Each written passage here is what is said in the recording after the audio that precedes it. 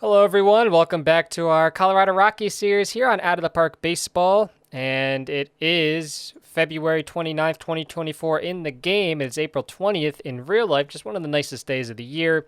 I did want to stop here on February 29th. Oh, so it's a leap year. I just realized that. That's pretty cool. So it's a leap year in 2024. I wanted to stop here just so I could show y'all what I did in free agency and the rest of the offseason in general, I guess I should say. But first, before we go through that, let's go through a couple comments here. I think the cupboards are looking a little bare. It may be worth using the Rule 5 draft to fill out your bench with upside prospects who are cost controlled. The team seems to be in a spot where they aren't quite good enough to contend, but aren't bad enough to tank. Maybe it's time to go all in with one plan. If not, you're going to waste some of the cheap years of Romo, Leiter, and co. That's a fair assessment. I do think that this team can win, and I think they can win now. And in fact, I'd like to see what it happens. So if I go to the front office, yeah. So the team focus has been updated to win now, which is promising. You can see right now, actually, we have the 18th highest budget in Major League Baseball, the 14th highest player payroll. We currently have $1.3 million for free agents and 1.4 for extension. So this is basically our team.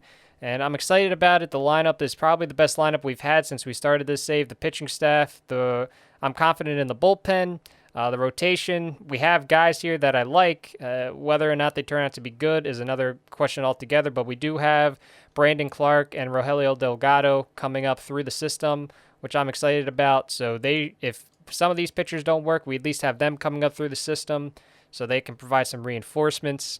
But yeah, I agree. We don't want to waste the cheap years, the cost-controlled years of some of our young guys. So we really need to try to win now to make the most out of that.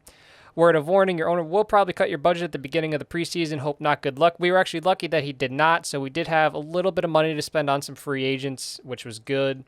I think you might have been able to save some money lowering your scouting and development budget. It hurts to see DeGrom go, but overall, I'm excited for the team next season. I think it was good to get King and Schmidt.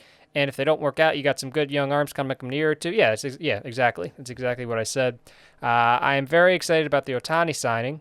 I've had him a few times in saves, which adds an interesting layer of managing his workload on both sides. But you get two spots out of one position. King and Schmidt look like affordable options that could provide quality innings. That's the goal. If they are able to do that, then this should be a pretty solid year for the Colorado Rockies. So I figured we'd go through what I did over the offseason.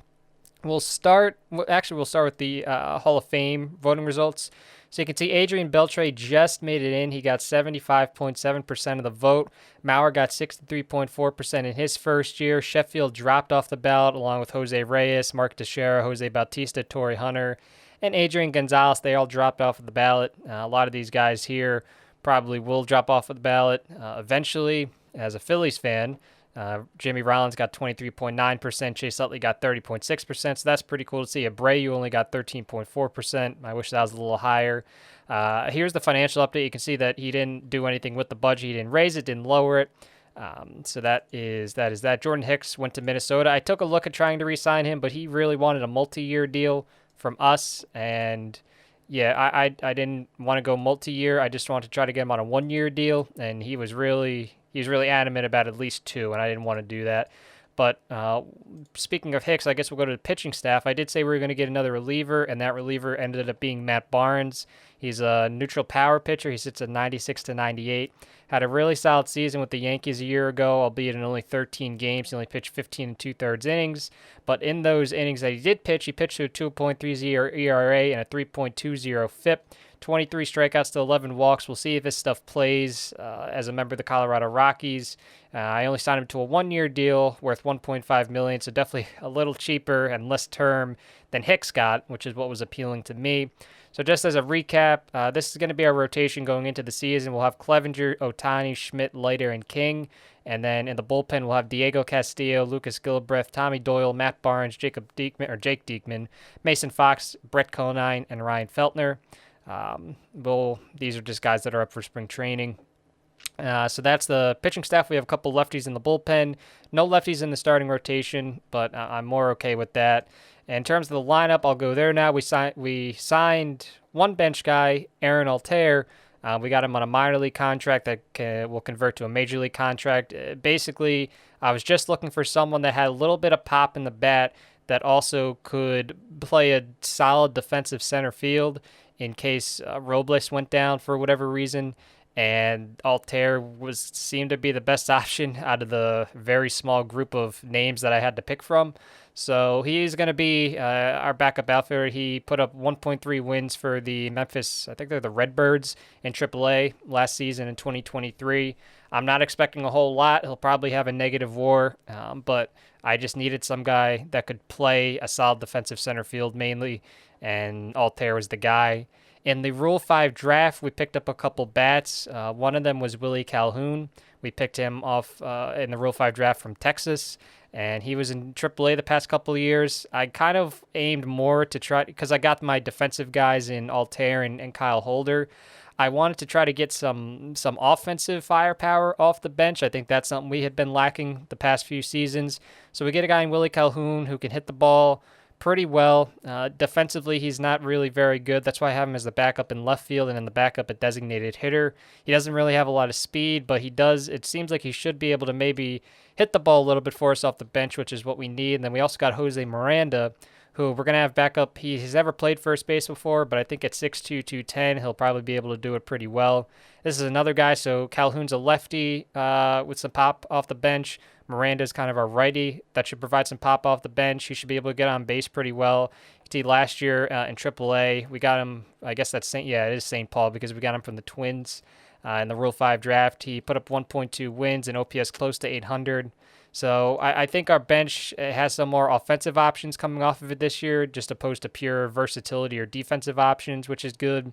Hopefully, our starting nine can kind of do well enough so we don't have to worry about offense off the bench most nights. But all we can do is wait and see. I don't think there's really anything else that I needed to go over. I think that was pretty much it. As I said, Hicks went to the Minnesota Twins. Oh, that's one more thing I wanted to do. So if we go to free agency, you can see that I have 6 minor league contracts out. These guys are all captains, basically. Their personality class is captain. I wanted to sign some of these guys for the lower levels of our minor league system, guys that would just be happy to be just playing baseball. They didn't want to be in the major leagues. So you can see that Albuquerque, we already had a captain and some leaders and stuff, but if we go to like Hartford, we don't really have any captains or anybody there. So I wanted to get just some captains for the lower levels of our minor league system, just maybe to see if that helps with the development of some of our players, some of our prospects.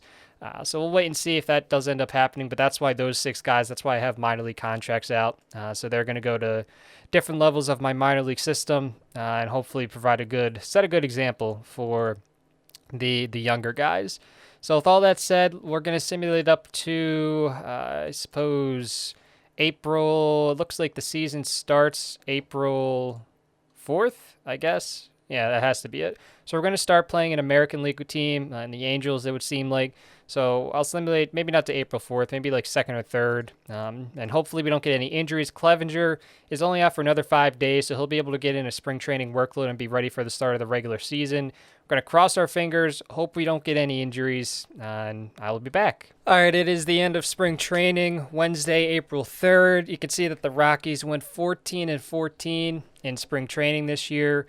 The rotation did pretty well for the most part. King kind of got rocked a little bit at the end, but he was doing pretty well for the most part. The big injury we suffered was Rafael Devers. He fractured his foot. So that was a 4-week injury, so he's going to be out for another 1 to 2 weeks. He suffered that injury on March 16th. So he'll be back pretty soon. He'll be back in a couple weeks. So we can make do without him for a little bit, which is good. We did add some pop to the lineup, so the loss of him, it's big, but at least we have some other guys that can maybe do a little bit. We did also, Raymel Rosa had a shoulder injury, fractured something in his shoulder. I'm not really upset about that because he was not going to be on our Major League squad anyway. So that's not really a big issue. So here's the team. As I said, it has not changed. Luckily, the only injury he did suffer was Rafael Devers. Shohei Ohtani will get to face his former team in the first series of the year, which is pretty neat. And I've simulated now 1 day to opening day. This is a reminder that the team should play 500 ball. Top 100 prospects list. Delgado has fallen from his number 1 spot, but he's still number 2, which is pretty good. And then there's the rest of the top 10 list. So let's take a look here at the preseason predictions. We'll see how the Rockies are projected to do. We're projected to go 81 and 81, score 802 runs, let up 810. We are projected to have one of the top 10 hitters, and that'll be Alberto Monday. None of the top 10 pitchers. I'm interested to see here. So the best team, the Angels are projected to go 97 and 65, it looks like. And the Dodgers are projected to go 102 and 60. The Braves are projected to go 90 and 64. The Cardinals at 97 and 65. So those are your best teams right there. American League Central looks like it'll be pretty mediocre. So 81 and 81. We are supposed to play with the hell. We are supposed to play around 500 ball, so 81 and 81 would be an accomplishment after the season we had a year ago, but I'm hoping for a little more. I really would like to get a wild card spot this year, and if this does play out as it is projected to, which I don't think it will. Things will obviously happen. Guys will get injured. Teams will play better, worse, whatever. So with these projected standings, we would be. Looks like 87, 84. So we would be 3 games out of a wild card spot, which isn't too bad. So I think those are games that we could definitely make up, because the second wild card team right now is projected to have a record of 84 and 78 in the National League. So we're only 3 games behind that. So we could definitely make that up at some point in the season if things go the way they're supposed to. So as always, I am going to simulate up ahead here.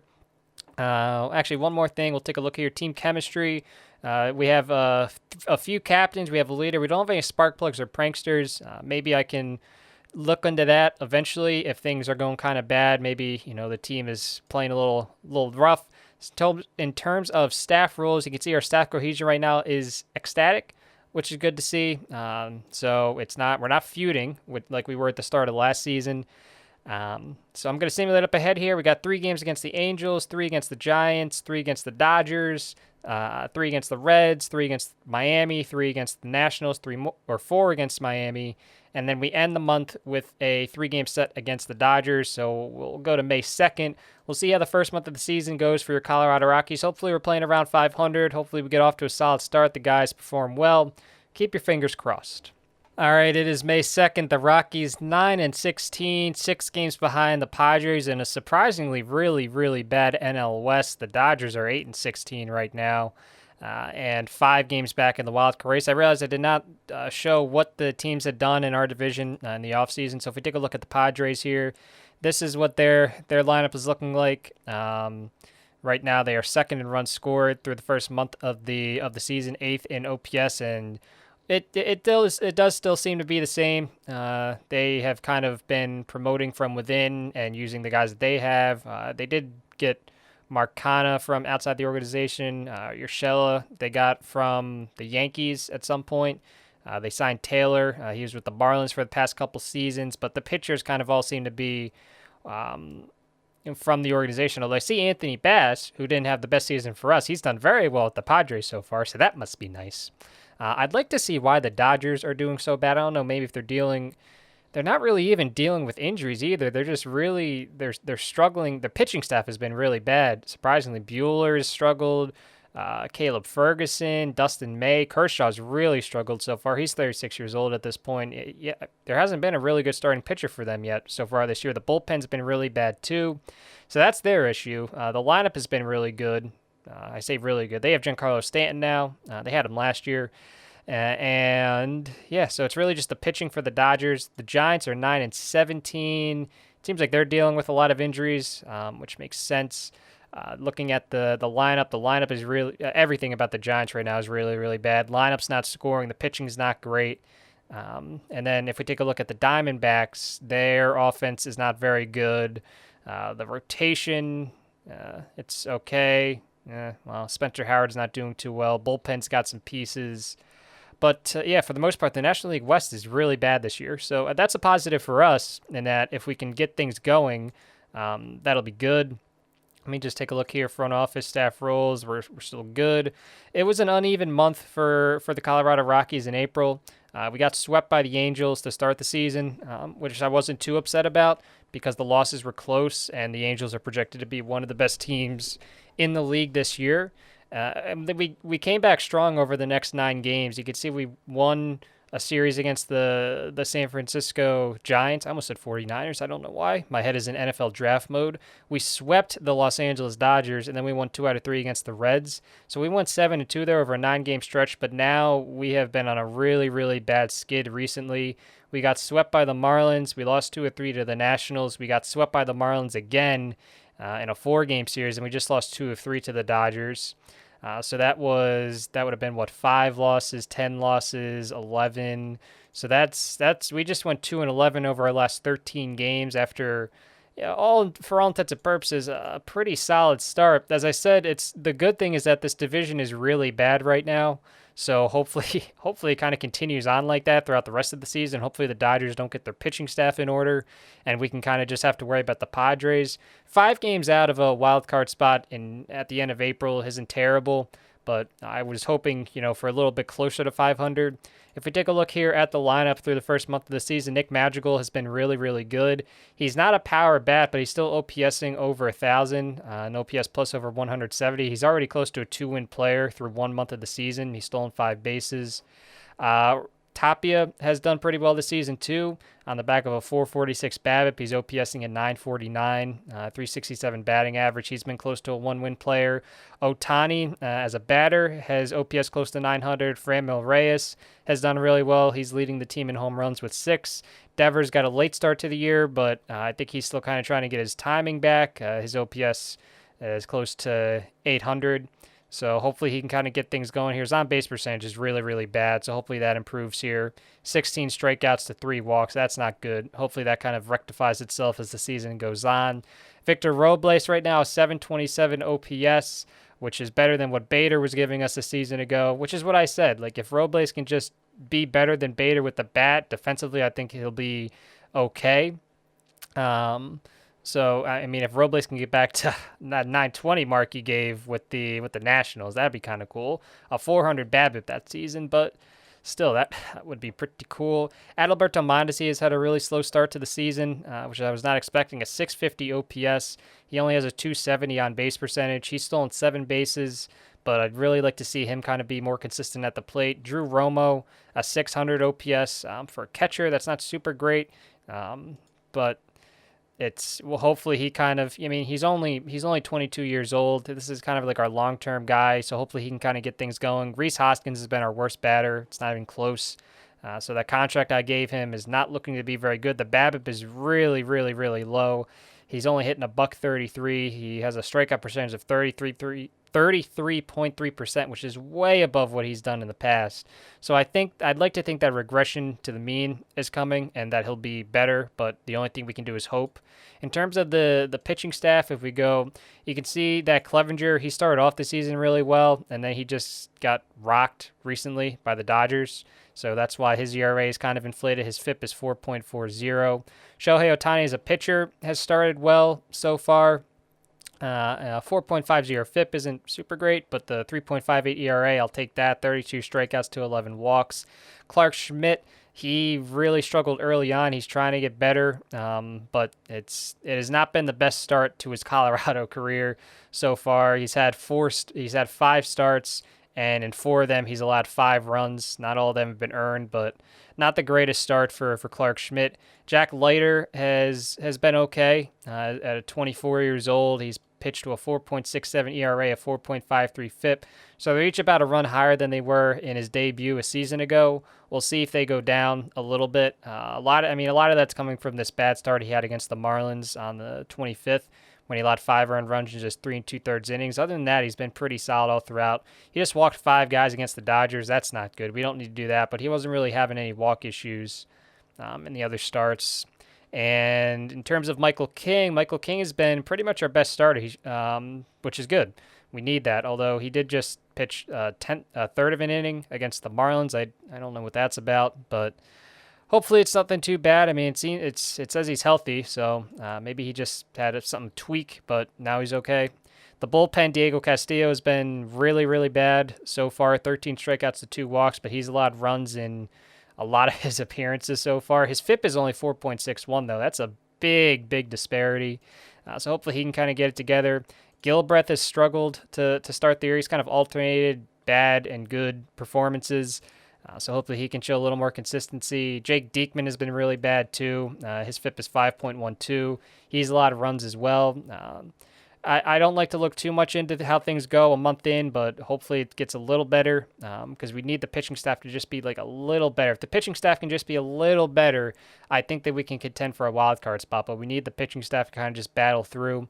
Taking a look here at what we're looking at in May, 3 games against the Giants, 3 against the Dodgers, 3 more against the Giants, 2 against the Texas Rangers, 4 games against the Pirates, 4 against the Reds, and then 3 against the Padres, 2 against the Diamondbacks, and then we end the month with 4 games against the Padres. So we get to see the Padres for the first time this season. Hopefully this team kind of gets their things in order here. Hopefully we can take advantage of a pretty bad division so far. So hopefully I have some better news for you. Hopefully we're playing around 500 baseball when I check back in.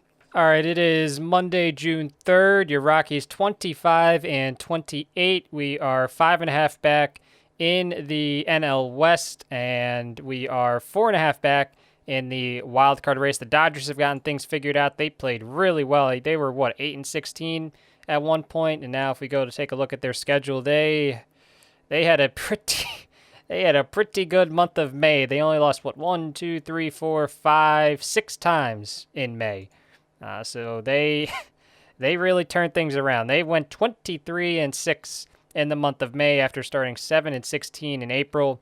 So good for them. Your Rockies, though, we did okay as well. You see that we went 14-13 in the month of May. Right now we've won both of our games in June. I'll show you the schedule here. So I talked about that skid that we were on going into May. So from April 19th to May 14th, we ended up going 6-18. You can see that after that Dodger series, we got swept by the Giants. We lost 2 or 3 to the Dodgers. We swept the Giants, so we got revenge. And then we lost both games to the Rangers. But we started playing better at the end of the month. We took 3 out of 4 in a much-needed series against the Pirates. We lost 2 or 3, or we split 2 out of 4 with the Reds. We took 2 out of 3 from the Padres. We took 1 out of 2 from the Diamondbacks, and then we just swept the San Diego Padres, which I would never have expected. So now we're only 2 games behind the Padres because of our success against them recently. So in that stretch from May 16th to right now to June 2nd, we went 12-5. So it's been a really uneven season for us so far. We started off well, then we went on that really bad 6-18 skid, and now we're playing better again. So hopefully we kind of just play this way for the rest of the season. It would really help me out a lot. So you can take a look here. We're 4th in runs scored, 2nd in batting average, 6th in OPS, 6th in WOBA, 5th in stolen bases. Even the pitching has done pretty well so far. 6th in starters ERA so far. 11th in bullpen ERA. The bullpen has kind of been the biggest issue right now. 13th in FIP. And the defense, it hasn't been great. Could be a lot better, but I think that it'll be okay. If we take a look here at the lineups and now the OPS, Nick Madrigal still leading our team in OPS. It's come down under 1,000, but still pretty impressive for a guy that doesn't really hit for a lot of power. Victor Robles is now up over 800 for an OPS. He was out for a week with a hand contusion, but doesn't seem to have affected him too much because he's playing pretty solid. Tapia is OPSing over 800, an OPS plus of 104. He's been close to a 1-win player. Reyes has dropped off a little bit, but he's still leading our team in home runs with 12. Devers, I'm still kind of waiting for him to get things together. His on-base percentage is under 300 now, which is pretty ugly. So I'm really hoping his BABIP is 290, which is close to league average. So I'm just hoping that he can get things together here. He has 9 home runs right now. I'd kind of like him to be a little better. I mean, in his stint with us last year, he had an on-base percentage of 409. Even with the Red Sox, he had an on-base percentage of 327. So this OBP for him is kind of out of character. So I really hope that he gets it together. Rhys Hoskins has improved after his dreadful start to the season. Ohtani has really dropped off at the plate. You can see that right now he has a 636 OPS, which is unfortunate. Alberto Monday was out for a couple weeks with, I think, an abdominal issue. He is OPSing right now at 608. Drew Romo has been really, really bad, which has been upsetting to see. We might have to look at maybe getting a different catcher in here for 1 year, and then one that's maybe better offensively, because he has been just a major even for a catcher, he's just been a major black hole in the lineup, which has been disappointing. I was expecting him to kind of take a step forward this year, and he hasn't. His batting average is lower, his OBP is lower, his slugging is just 2 percentage points higher. So it has not been smooth sailing right now for Drew Romo. So we might have to look at getting a better catcher in there. Maybe even we give Dom Nunez a chance, because he's been hitting the ball really well in limited time. So maybe we just swap them and see if Nunez can keep it up in a starting role. Maybe that might be the way to go. In terms of our bench has performed really well this year. Kyle Holder, you can see he's had to start 21 games. He's appeared in 29 overall. He's had an 861 OPS. He's been close to a one-win player. Jose Miranda has given us a 771 OPS and 27 plate appearances. Willy Calhoun, a 725 OPS in 91 plate appearances. Altair, as I said, I wasn't expecting much offensively. He's more there just if we need someone. That's what I'm talking about. When Robles went down, at least I could throw Altair out there in center and know that defensively, he would be okay. Offensively, he'd kind of be a black hole, but defensively, at least he could hold his own, especially playing some of the games in cores. Taking a look at the pitching staff, Clevenger really had a bad month of May, which was a little surprising. So you can see it's been rough for him. His injury proneness now is fragile, which is not great. I guess the good thing is we only have him signed for this season and next season, but that's not great that now his injury proneness has turned to fragile. I don't know when that happened, but he has had a really bad year so far. Ohtani as a pitcher, as a batter, he hasn't been super great, but as a pitcher, at least, he's been doing okay. He's had, a 3.49 ERA, a 4.12 FIP. So it's not terrible. 69 strikeouts to 26 walks. I would love it if he could just do a little better at the plate like he was early in the season. Lighter, 3.92 FIP, a 4.64 ERA. He's been pretty solid for the most parts. I mean, sometimes I'll have games where you see he walks 5 guys, which is not really good, but other than that, I can't be too disappointed. Clark Schmidt has kind of gotten better as the season's gone on. A 4.70 FIP, a 4.55 ERA. I think that he'll be okay as the season goes on. And then Michael King, he had a strong start to the year. He struggled a little bit in May as well, and so his numbers have kind of inflated a little bit. But a 4.19 FIP pitching for the Rockies, can't be too upset about that. Castillo has finally come back down a little bit after his really dreadful start to the season. He's starting to stabilize a little bit. Gilbreth is still struggling, so we might have to look for a different guy to set up. I mean, maybe even you have 2 righties as our setup guys and move Gilbreth to a middle relief role. Maybe that's something that we could do, because Barnes has been really, really good. His FIP is high, but still he's been able to avoid it so far. Diekman has gotten better after his rough start to the season. Fox and Conine have been good. Feltner's been good in a long relief role, 4.13 FIP. So on the whole, there's some positives to take away. If we take a look at the team chemistry, we're happy. We're almost filling that bar all the way to the top, despite not having any spark plugs or pranksters. If we take a look at staff roles, we're ecstatic, so nobody has any issues with anybody, which is good. So there's some positives certainly to take away. If we go to the manager's office, we'll see how we're doing. He wants us to play 500 ball. We're 3 games under 500, and that's really because if we didn't go 6-18 over that 24-game stretch, we'd be fine. We'd probably even be in a wild card spot right now, but that's why I'm kind of confident, because that was sandwiched in between 2 stretches of play where the team actually played pretty well. Upgraded catcher this season, that's definitely been an issue. So he's definitely not going to see Nunez or Romo as an upgrade. We did get Ohtani, so that kind of checked that box. The attendance, I always say it, if the team plays well, the fans will come. You can see right now, bring more of your drafted players to the team. I think that was, I forget how much WAR he wanted us to get. I think it was 1.4, and then he wanted us to bring up a couple more players. So we might bring up a couple more drafted players this season. We'll have to just wait and see. Overall, our record so far throughout the save has been 231 and 308, which is not great, but hopefully we can kind of be a little better down the stretch here. But I think I'm going to stop here. I think it's just a good place to stop. I would like to look at the trading block just to see if there's any names. I don't really know if we can do anything. John Lieberman, a neutral power pitcher. He's done his ERA's not super great, but his FIP is better. Just a lot of relief pitchers. Oh, I'm looking at all pitchers. Whoops. Alex Bregman. I mean, we're not really going to trade for anybody. Andrew Benintendi went back to Kansas City. We're not going to really trade for anybody just because we don't really have the money. So this is basically our team. We just have to hope that they kind of get things together. If we take a look here at the free agent market just to see if there's maybe any upgrades out there, there's really not nobody worth signing, really, I guess. So I don't know. I am happy with the team. I think it's just I'm going to go back to it. We started this first 3 week stretch. We started, what would that be? 1, 2, 3, 4, 5, 6, 7. 1, 2, 3, 4, 5. We started 7-5. Then we went 6-18, and now we are 12-5 heading into the series against the Mariners. So I think this team will be okay. I really do. I think that 6-18 stretch was troublesome, but hopefully that's most teams are going to have a bad patch in their seasons. Hopefully that was just our rough patch where things didn't go right. Hopefully we just got it out of the way early, and for the final few months of the season, we'll be okay.